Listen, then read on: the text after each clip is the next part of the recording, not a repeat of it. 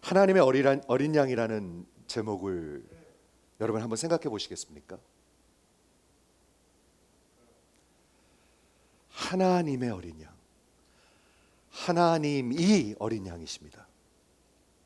이건 놀라운 메시지입니다. 다른 어떤 종교에도 속죄라는 개념이 없습니다.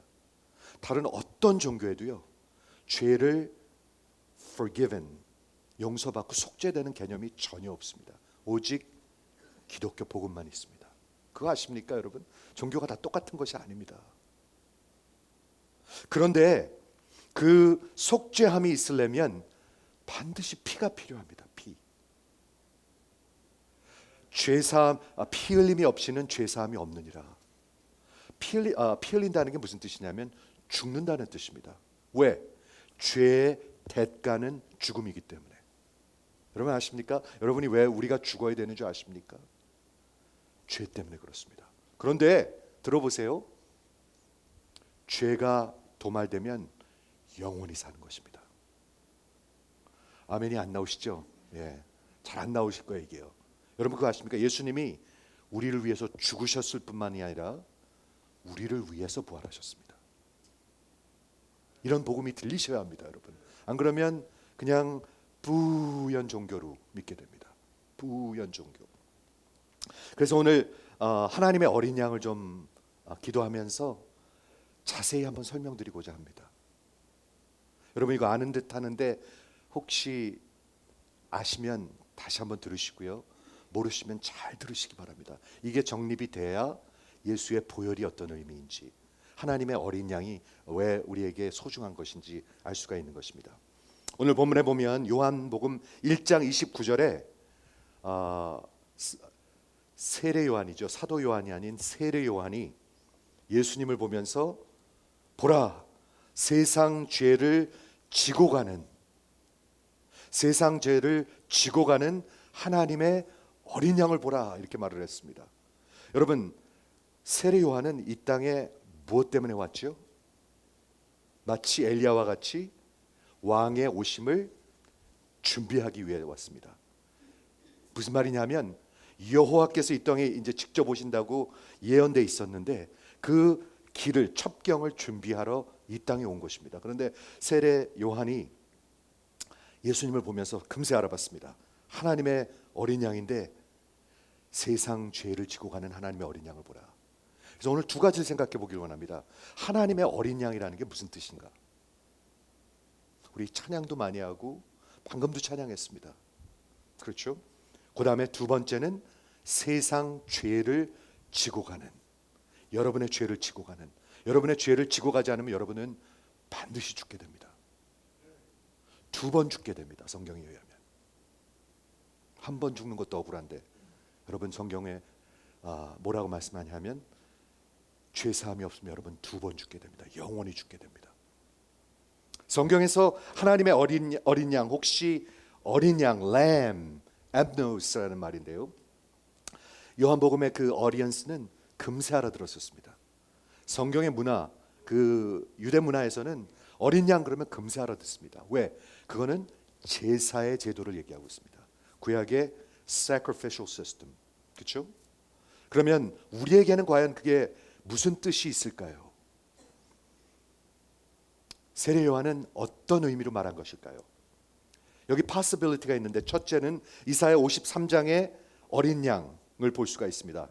이사야 53장은 구약에 있는 복음서입니다. 이사야 53장은 다섯 번째 복음서라고 알려져 있습니다. 이사야 53장을 읽으면요, 예수님이 보입니다. 예수님이 보이셔야 합니다. 그렇죠? 그런데 거기 뭐라고 적혀 있냐면 53장 7절에 그가 곤욕을 당하여 괴로울 때에도 그 입을 열지 아니하였으며 마치 도수장으로 끌려가는 어린 양과 같이 털 깎는 자 앞에서 잠잠한 양같이 그 입을 열지 아니하였도다. 예수님 같이 안 들리십니까? 어린 양으로도 나오고 있습니다. 즉 이사야 53장에 그 기록된 메시아적 어린 양, 그 고난의 종을 말하는 것인가? 아니면 두 번째 possibility는 유월절의 어린 양이 있습니다. 파스칼, 유월절, 패스오버라는 뜻입니다. 우리는 유월절 어린 양 그러는데요. 유대인들은 파스카 그럽니다. 그냥 패스오버, 출애굽의 구속의 이야기에 있는 그 어린 양, 그 피를 문방과 문설주에 발라서 죽음이 피해가고 이스라엘을 구원한 그 어린 양의 피를 얘기하고 있는가?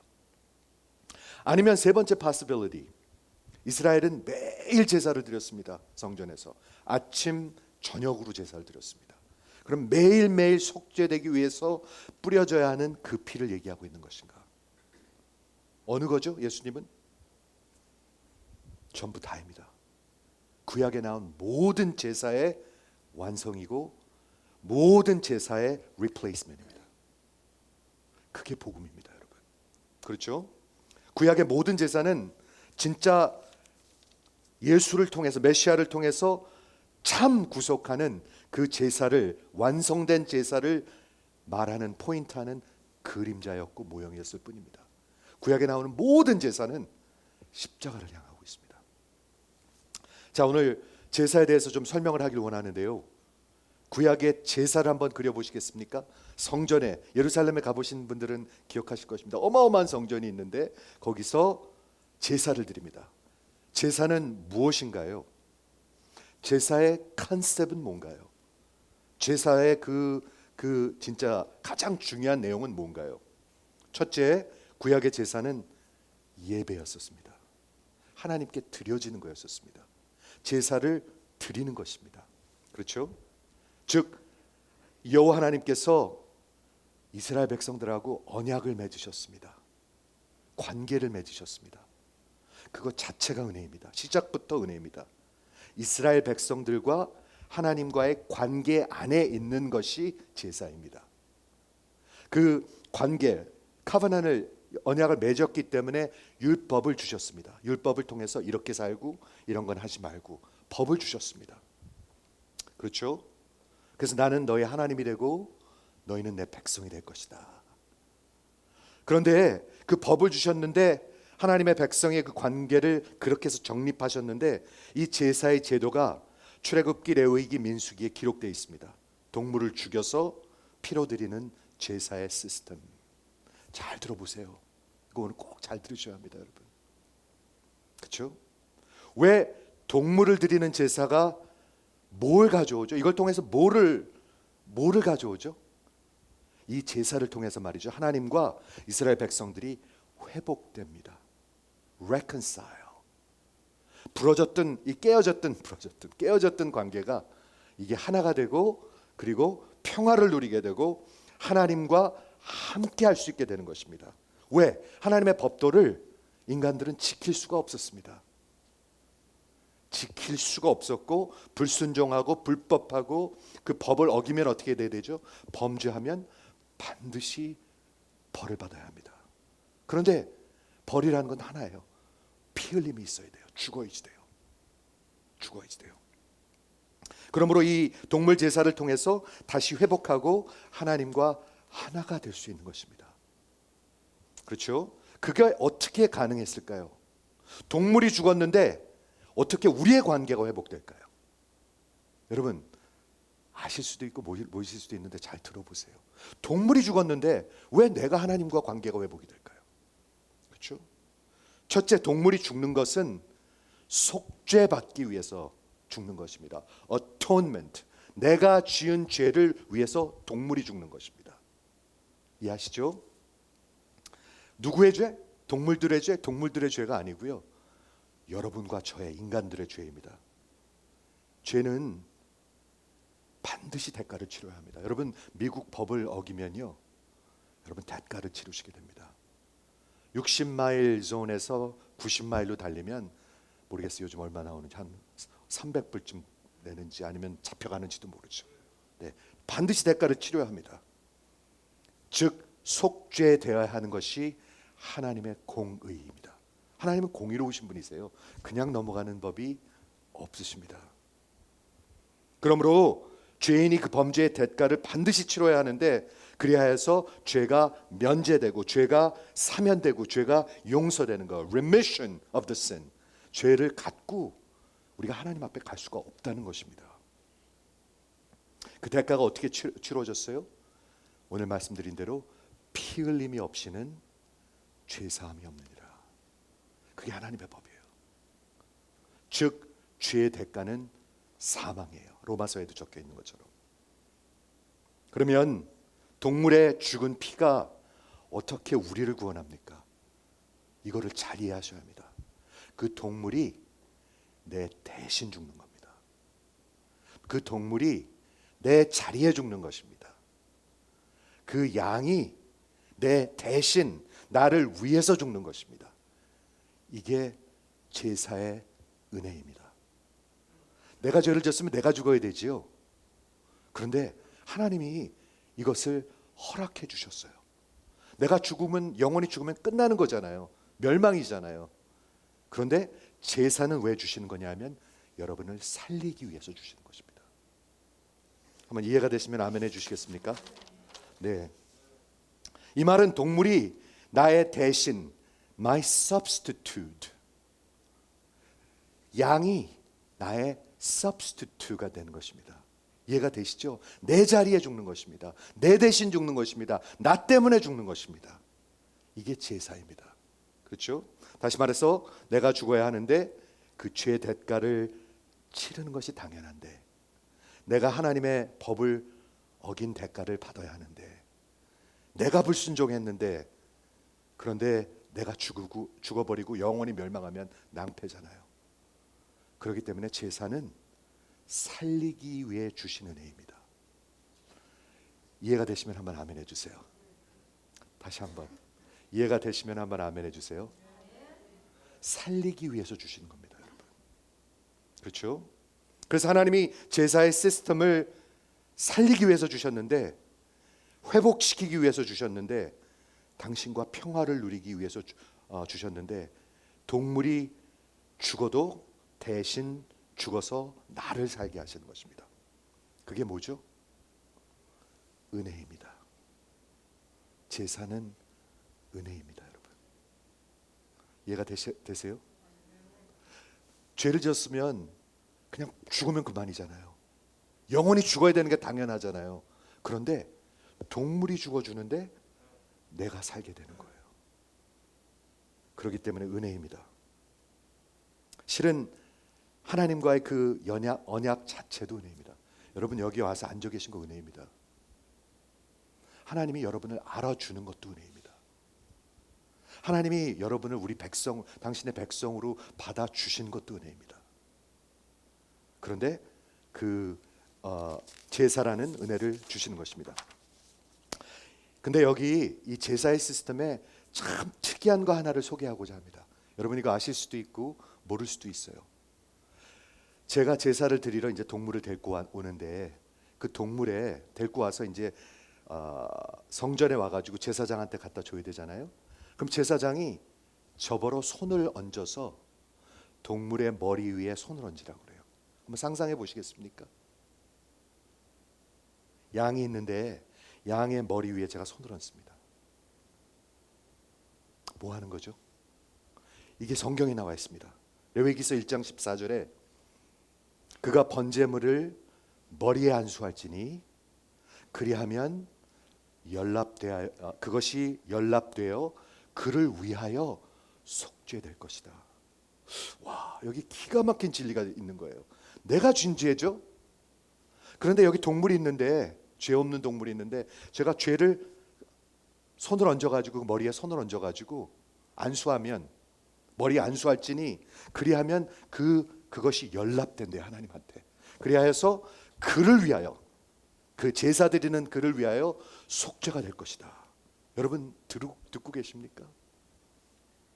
하나님이 연락하신다. 하나님이 우리를 위해서 속죄하신다. 그게 무슨 의미가 있죠? 지금 무슨 일이 일어나고 있는 거죠? 여기 지금 죄가 옮겨가고 있습니다. 죄가 전가되고 있습니다. 죄가 트랜스퍼 되고 있습니다. 그런데 제가 그거를 믿는 거예요. 이해하시겠습니까? 네. 동물에게 내 죄가 트랜스퍼, 전가된다는 말을 씁니다. imputation. 그렇게 생각하셔도 좋습니다. 내 자리에 그래서 그 동물이 내 죄를 짓고 죽는 겁니다. 그죠? 참 특이합니다. 제사의 순서가 뭡니까? 제가 동물을 데리고 와서 성전에 와서 제사장에다 갖다 주죠. 제사장은 누구냐 하면 하나님과 우리와 가운데 서 있는 사람입니다. 그렇죠? 그래갖고 제사를 받아가지고 피를 동물을 죽여서 그 피를 받아서 그 피를 하나님께 가져가는 사람이 제사장입니다. 즉 하나님과 우리 사이에 서 있는 중개자, mediator. 그렇죠? 그 피가 하나님께 가져가면 그가 피가 드려질 때 하나님이 그 피를 보시고 하나님의 진노를 만족시키시고, 즉 그 죄의 대가를 치름으로 말미암아 제가 면죄되고 속죄되고 용서받는 거예요. propitiate. 그렇게 되는 거예요. 죄가 도말되는 거예요. 그리고 하나님과 예배드리는 자의 관계가 회복되는 거예요. 이해가 되시죠? 거의 다 됐습니다. 구약 제사는 이제 신약의 제사로 넘어갈 것입니다. 그런데 구약의 제사에 가장 중요한 세 가지가 있습니다. 첫째, 제사장과 성전이 필요합니다. 성전으로 가야 되죠. 둘째, 동물이 필요합니다. 양이, 대신 죽을 양이 필요합니다. 셋째, 그 양의 피가 필요합니다. 이 세 가지를 기억하시기 바랍니다. 제사장, 성전, 동물, 그리고 피. 자, 그게 이제 구약의 제사의 시스템이에요. 듣고 계시죠? 네. 근데 이제 신약의 제사를 말씀드리려고 그래요. 신약에도 제사가 있어요. 그렇죠? 세상 죄를 지고 가는 하나님의 어린 양을 보라. 이게 무슨 뜻일까? 이걸 잘 설명하는 성경의 책이 히브리서예요. 히브리서. 히브리서는 뭐를 설명하고 있냐면 구약의 제사와 신약의 제사, 구약의 동물을 잡는 제사와 신약의 예수를 십자가에 못 박는 제사를 비교하고 있는 거예요. 하나는 구약의 동물의 제사고요, 하나는 예수 어린 양의 십자가의 제사예요. 무슨 말인지 아시겠죠? 이걸 비교하고 있는데 이것을 복음이라고 그래요. 복음. 그렇죠? 그런데 이 신약의 제사가 무슨 일을 했나요? 구약의 제사를 전체를 다 완전히 완성시키고 리플레이스 해버렸어요. 구약의 것은 다 지나가 버리고 예수님이 한 번의 제사로 모든 것을 완성하시는 거예요. 그게 복음이에요. 히브리서 10장 4절에 이는 황소와 염소의 피가 죄를 없이 하지 못함이라. 히브리서입니다. It is impossible for the blood of the bull and the goats to take away the sins. 여러분 듣고 계십니까? 구약의 제사는 효력이 덜하다는 얘기가 아닙니다. 결단코 속죄하지 못한다는 얘기입니다. It is impossible. 조금 효력이 떨어진다는 얘기가 아닙니다. 동물의 피로서는 전혀 속죄할 수가 없다는 뜻입니다. 이해하시죠?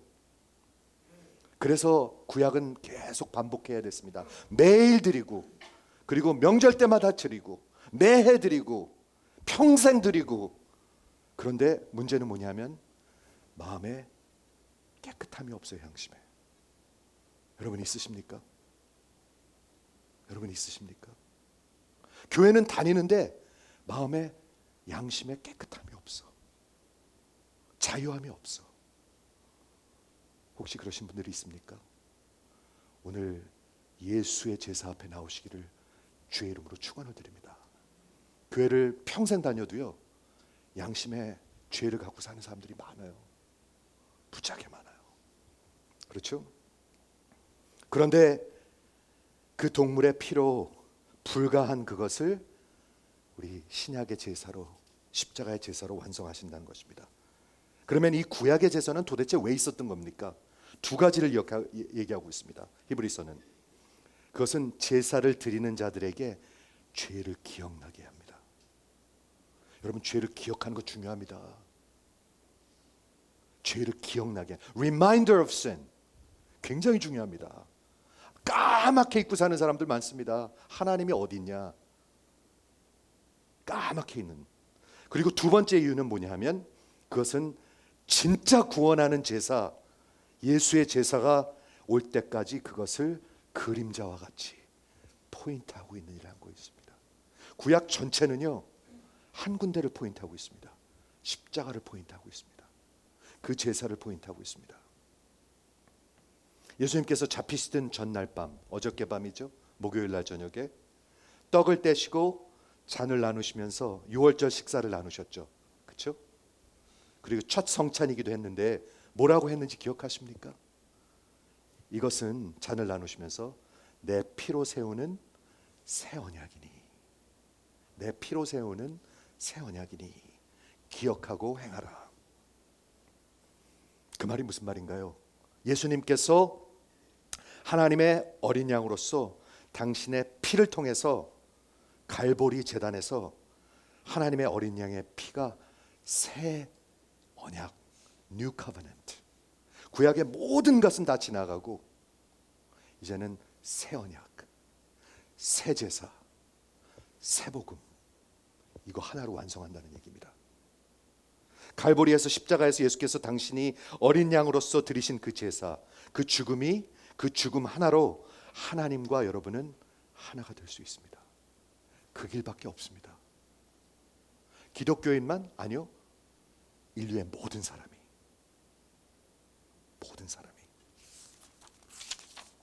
제사의 제일 중요한 거 세 가지가 뭐라고 그랬죠? 성전하고 제사장, 두 번째 동물 양, 세 번째 피. 예수님은 무엇입니까? 전부입니다. 예수님이 제사장이시고 성전이시고요, 예수님이 양이시고요, 예수님의 피입니다. 예수님이 전부입니다. 그분이 제사입니다. 갈보리가 제사입니다. 히브리서 2장에 보면 예수는 긍휼하시고 신실하신 제사장이라고 얘기하고 있습니다. 우리의 대제사장. 그분은 왜 다른 제사장인가요? 그분은 죄가 없는 제사장. 그렇기 때문에 구약에 있는 제사장들처럼 자기 죄를 위해서 제사를 드릴 필요가 없는, 전혀 그럴 필요가 없는 그런 완전한 제사장. 그렇기 때문에 그분은 우리의 참 중보자이십니다. 하나님과 우리 인간들 사이에 중보자는 한 명밖에 없습니다. 무하마드, 부다, 전혀 아닙니다. 그 사람들은 다 죽었습니다. 오직 예수 참 중보자 한 분입니다. 두 번째, 예수님이 양이십니다. 하나님의 어린 양. 하나님이 직접 보내주신, 아니 하나님이 직접 오신 예수님은 야훼 하나님이십니다. 여러분, 야훼 하나님. 완전한 분이십니다. 흠이 없는 분이십니다. 결함이 없는 분이십니다. 우리 주님은 이 땅에 33년 동안 사시면서 그 율법을 완전히 다 순종하셨습니다. 그렇기 때문에 의를 이루셨습니다. 그 의를 가지고, 죄 없는 그 의를 가지고 십자가에 가서 죽으신 완전한 어린 양이십니다. 완전한 제사장이고 완전한 어린 양입니다. 듣고 계시나요? 이게 기독교 복음입니다, 여러분. 그렇죠? 히브리서 10장 12절에 오직 그리스도는 죄를 위하여 한 번의 영원한 제사를 드리시고, 들으셨어요? 오직 한 번의 영원한 제사를 드리시고 지금은 이미 하나님 우편에 앉아 계십니다. 그렇죠? 저가 한 번의 제물을 거룩하게 된 자들, 구원받는 여러분을 위해서 영원히 온전케 하셨느니라. 이게 정리하면 무슨 뜻이냐면 예수님께서 갈보리에서 드린 그 제사는 완전합니다. Perfect. 오직 그 제사만이 완전합니다, 여러분. 거기 가서 제사를 드리셔야 합니다, 여러분. 두 번째, 이 제사는 단 한 번에 끝냈습니다. Single sacrifice, once and for all. 저는 이거 읽을 때마다 너무 신나요. 단번의 제사입니다. 한 번의 제사, 완전한 제사. 그렇죠? 그리고 하나님의 모든 그 율법의 모든 디맨드를 완전히 만족해 한 제사, 십자가의 제사. 왜? 그분의 완전한 제사장이고 완전한 양이고 그리고 이제 피를 얘기할 건데 완전한 피이기 때문에 이해하시죠? 이 제사로 영원히 여러분을 하나님과 하나 되게 하십니다. 과거에 지은 죄, 현재 지은 죄, 죽기 전까지 죽은 죄, 모든 것을 도말하셨습니다. 아담이 지은 죄부터 우리 주님 오시는 그 순간까지 죄, 모든 것을 도말하셨습니다. 이런 질문하는 분들이 있어요. 저는 이거에 대해서 이렇게 대답합니다. 만약 우리가 나중에 병들어서 예수를 믿다가 치매가 오면 어떻게 하죠? 우리가 병들어서 치매가 오면 어떻게 하죠? 치매 오잖아요. 예수 믿는 사람들 치매 와요. 그러면 예수님 모르는 거잖아요. 우리 생각에. 여러분, 구원은 하나님의 은혜입니다. 그리고 모든 속죄는 예수님의 피입니다. 이해하십니까? 저는 그렇게 믿습니다. 오직 은혜, 오직 예수의 피입니다. 영원히 죄를 도말하셨습니다. 그리고 이제는 제사가 끝났습니다. 여러분, 더 이상 제사 드릴 필요 없습니다. 동물 잡을 필요 없습니다. 유튜브에 보면은요, 동물을 잡는 유튜브들이 있어요. 어떻게 잡는 줄 아십니까? 제사 드리기 위해서 목에 칼을 대요. 근데 영어로 죽임 당하신 어린 양이 뭔지 아십니까? Lamb that was slain. slain. 제사는 이미 끝났습니다. 십자가에서.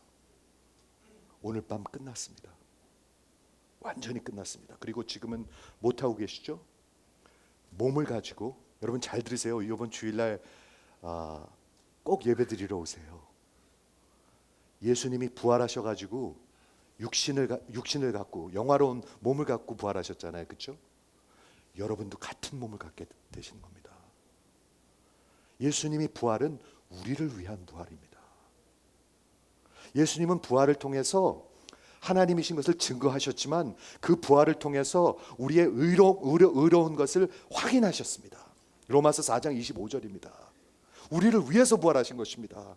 왜? 그분의 부활이 첫 열매의 부활이기 때문에. 여러분, 죽으면 여러분의 영혼은 바로 하나님 앞에 가게 됩니다. 여러분이 만약 예수 없이 죽으면 바로 음부로 가게 됩니다. 영혼이. 육신은 땅속으로 들어갑니다. 그런데 거기서 끝나는 것이 아닙니다. 우리 주님이 오실 때 부활이 있다고 하고 있습니다. 부활. 몸의 부활입니다. 몸. 예수님이 지금 몸을 갖고 보좌에 앉아 계십니다. 여러분 아십니까? 그 부활의 몸을 갖고 앉아 계십니다. 이제 다시 오실 때 그 몸을 가지고 다시 오실 것입니다. 우리가 혹시 예수님 오기 전에 죽으면 우리의 영혼은 하나님 앞으로 바로 가게 됩니다. 영광 가운데로. 하지만 육신은 땅속으로 갑니다. 그렇죠? 육신입니다. 그거는. 그래서 썩을 것입니다. 그래서 먼지가 될 것입니다. 흙이 될 것입니다. 그렇지만 성경은 뭐를 얘기하고 있냐면 예수님이 오시는 그날 그 몸이 영광스러운 몸으로 변한다는 것이 진리로 얘기하고 있습니다. 여러분, 그걸 믿으십니까?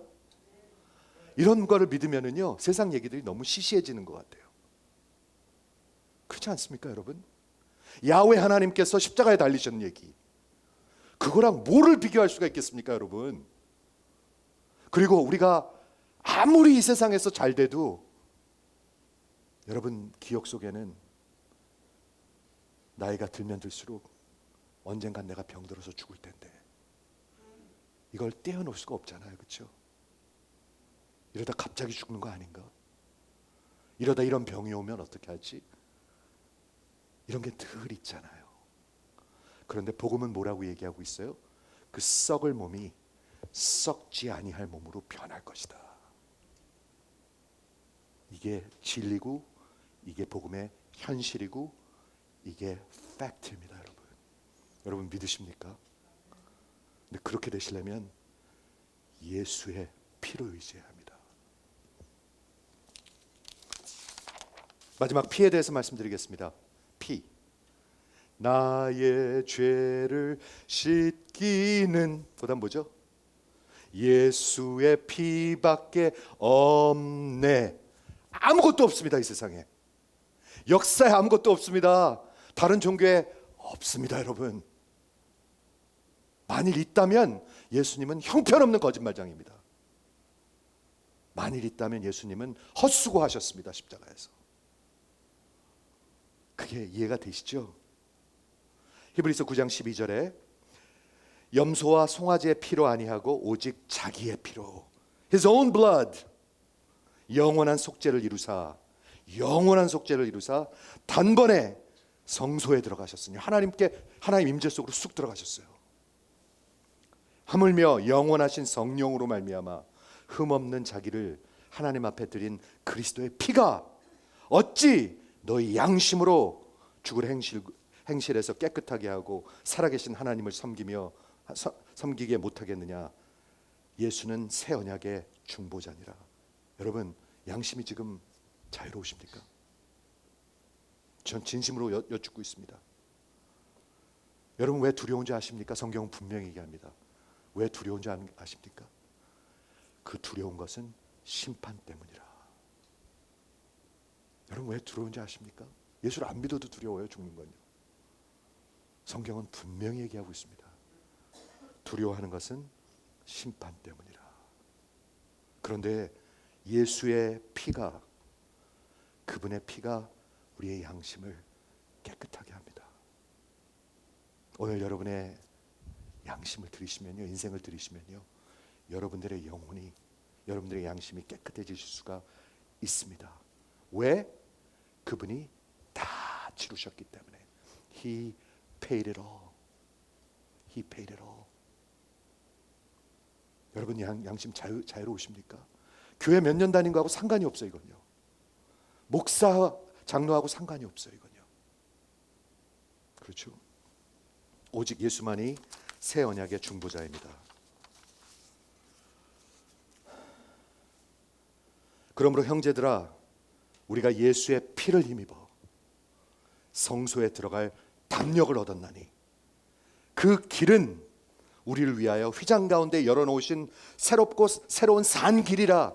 예수의 피만이 우리의 살 길입니다.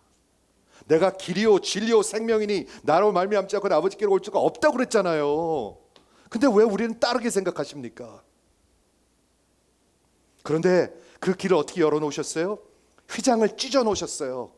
여러분, 예수님이 숨을 거두실 때 여러 가지 희귀한 사건들이 많았었습니다. 죽은 자들이 막 일어나고요, 막 구름이 그냥 하늘이 시커매지고요, 뭐 별하별들이 다 있었는데 그 중에 가장 정말 큰 일 중에 하나가 뭐냐면 예루살렘 성전에 지성소로 들어가는 큰 휘장이 있습니다. 두꺼운. 그게 위에서부터 밑에까지 쫙 찢어졌습니다. 한번 상상해 보시겠습니까? 여러분, 지성소라는 것은 요 카텐 한 장, 휘장 한 장 차이였었습니다. 우리 이 스페이스로 따지면 이렇게 들어가면 되는데요, 절대로 들어갈 수가 없습니다. 들어가면 죽습니다. 하나님의 거룩 앞에 절대로 들어갈 수가 없는데 그 커튼을 쫙 찢어 놓으셨습니다. 마치 예수님께서 세례 받으실 때 하늘 문이 찢어진 것처럼, 열린 것처럼. 그런데 그 휘장은 예수의 몸이니라. 예수의 몸이니라. 여러분, 예수입니다. 예수. 요한계시록에 가면 어린 양이 나타납니다, 여러분.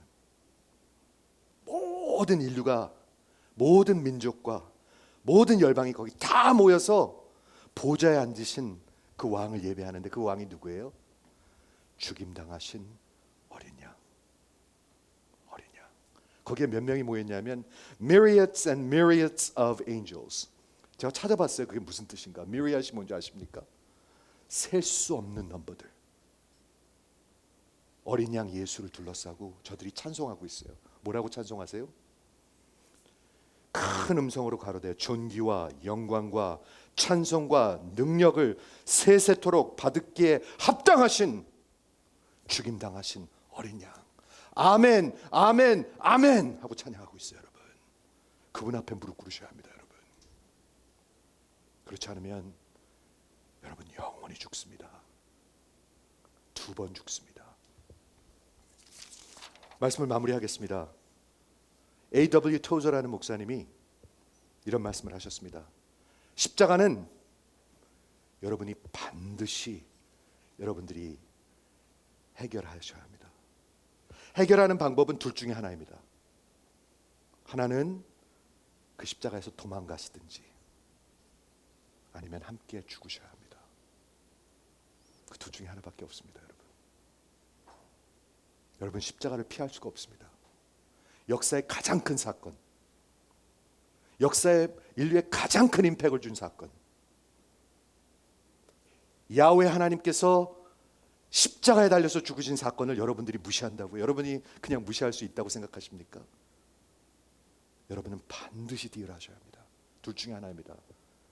도망가시든지 아니면 그분과 함께 죽으시든지. 기억하시죠? 구약의 제사에서 동물에게 손을 얹었습니다. 여러분, 양의 머리 위에 손 한번 얹어 보신 적 있습니까? 좀 징그럽습니다. 징그럽습니다. 더럽기도 하고요. 그런데 왜 손을 얹는 거죠? 죄가 전가되라고. 그걸 믿는 거잖아요, 우리가. 그 말도 안 되는 걸 믿는 거잖아요. 동물한테 내 죄가 전가되는 걸 믿는 거잖아요. 그게 뭐죠? 그 양을 신뢰하는 것입니다. 믿는 것입니다. 복음은 하나님의 어린 양이, 잘 들으세요, 여러분들의 손 밑으로 내려와 주신 것입니다. 복음은 하나님의 어린 양이, 하나님이 여러분들이 손을 뻗치면 그분의 머리에 손을 얹을 수 있게끔 내려와 주신 것입니다. 십자가에서 죽어주셨습니다. 거기에 손을 얹지 아니하면 여러분들은 영원히 죽게 됩니다. 제사는 살리기 위한 것입니다. 구약의 제사는 죄를 속죄할 수 있는 능력이 전혀 없습니다. 그냥 그림자였을 뿐입니다. 그냥 죄를 기억나게 하는 것뿐입니다. 그런데 십자가의 그 완전한 제사, 내 피로 세우는 새 언약이니 여러분들이 믿기만 하면, 손을 얹기만 하면 영원히 살게 될 것입니다. 그게 어린 양의 복음의 은혜입니다. 같이 기도하겠습니다.